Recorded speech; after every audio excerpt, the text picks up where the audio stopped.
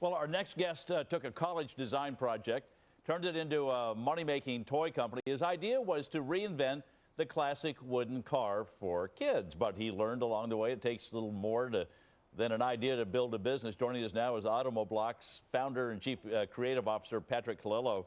And Patrick, so you're in college and you've got this project to design a new, the old wooden car? Yeah, well, essentially a local wood manufacturer came to our university and asked us to come up with consumer product ideas for the hobby industry.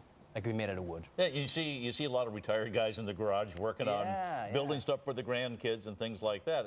It's been around for a long time. How do you take something that's been around forever and make it new?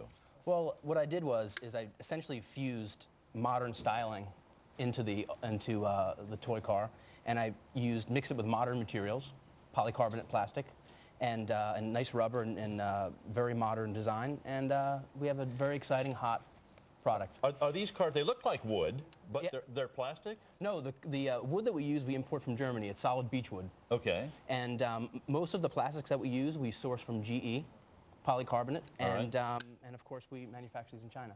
Now, all right, so they're coming from China, which brings up the big question. Yeah. Why China, and are you worried about all the adverse news from that? Of course, of course. Most companies go to China to reduce costs. What we did was we looked to China and use it as an opportunity to be able to deliver the quality we wanted to deliver.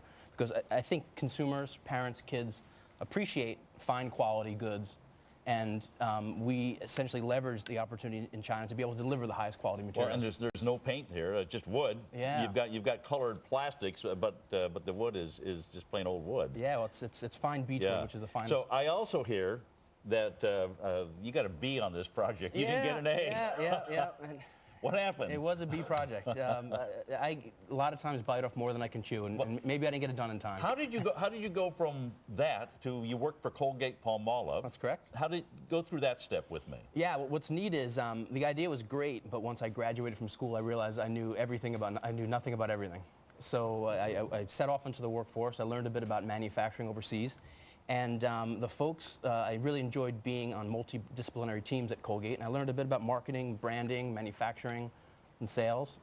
Tied my contacts in and put together a nice brand. All right. When you started this business, though, it takes some money to start this business. And it takes not only the money to start it, but then I've always heard the tough part is getting distribution. How do you get this out into the marketplace? And where can people find your toys? Yeah. Automoblox are sold at specialty toy stores, gift, museum shops. Presently, right now, we're not available in the mass market. And that is a difficult problem because we're in about 1,500 to 2,000 stores right now. We don't sell in the mass market, which most toys are sold through the mass channels.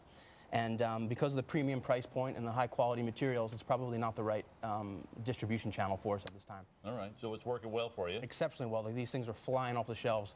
In fact, today, most of the samples I have today are actually samples because we're just sold out. Good. Well, you'll have to go back to that professor and say you might want to change the grade. I'd love to. Yeah, Patrick Colillo, thank you very much. Thank you so much. Appreciate it. Cheryl?